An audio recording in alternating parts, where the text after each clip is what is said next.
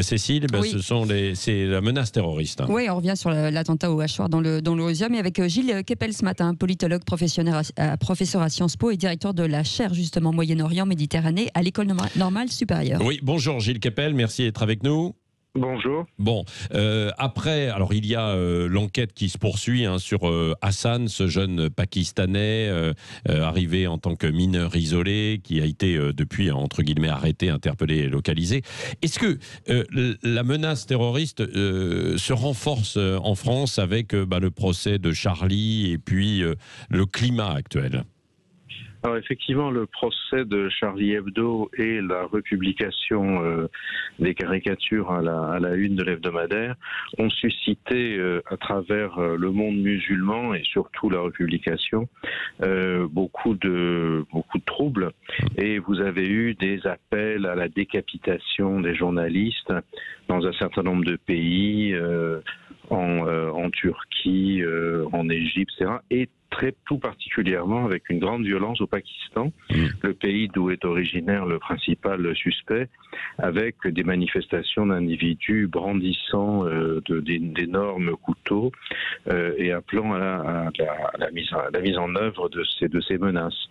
Et ça, c'est une chose. Il y a aussi un autre facteur dans ce qu'on pourrait appeler la djihadosphère française ou les groupes qui sont liés à ça, c'est que tous ces individus désirent un peu renverser la charge de la preuve, c'est-à-dire, bon, certes, il y a eu des victimes, mais ils l'avaient bien cherché, vous voyez. Ouais. Et ça, évidemment, c'est quelque chose qui est abondamment retravaillé en utilisant la republication des caricatures. Ce qui fait que ça crée un climat de tension, indéniablement, alors que le procès se déroule d'une manière tout à fait remarquable et que, contrairement à d'autres dans le passé, il va permettre probablement d'établir la vérité des faits, si vous voulez, et de faire passer la justice, puisque l'un des enjeux, c'est que vous avez une partie de la société et du monde qui, en fond, considère que la loi qui s'applique n'a pas de valeur, puisque c'est la charia qui doit régner. La charia interdit le blasphème et les victimes, au fond, sont les coupables, vous voyez. Donc tout ça, c'est un véritable enjeu très important. Oui, et la grande difficulté, le grand défi quand même aussi pour l'ensemble des autorités, la société en elle-même, c'est que il y a des gens qui passent, qui ne sont pas détectés, quoi, comme ce jeune Pakistanais. Aujourd'hui, on sait qu'il y a des personnes qui sont fichées, qui sont plus ou moins ciblées et suivies, mais il y en a beaucoup d'autres qui peuvent répondre à des appels ou d'eux-mêmes d'ailleurs se lancer dans des attaques telles que celle-ci, quoi.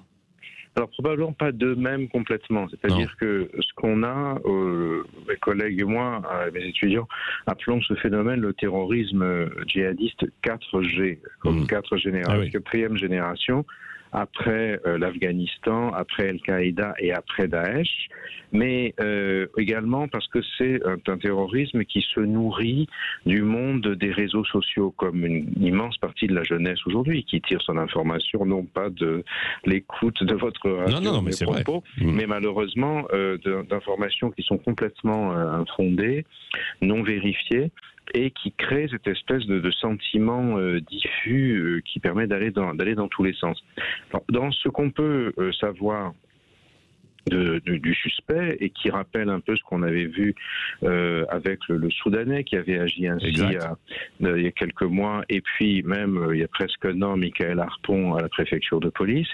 Ce ne sont pas des gens qui sont organisés, c'est-à-dire qu'ils ne sont pas dans une hiérarchie, il n'y a pas quelqu'un qui leur a donné un ordre ou qui a organisé leur voyage, comme ça avait été le cas pour le Bataclan ou pour Charlie Hebdo, l'hypercacher. Vous aviez Al-Qaïda dans la péninsule arabique d'un côté et Daesh de l'autre, qui avait mis en scène les choses, fait des vidéos, tout le réseau qu'on est en train aujourd'hui d'analyser pendant le procès. Vous voyez, ce sont plutôt des individus qui sont mis en condition par un environnement humain et surtout numérique.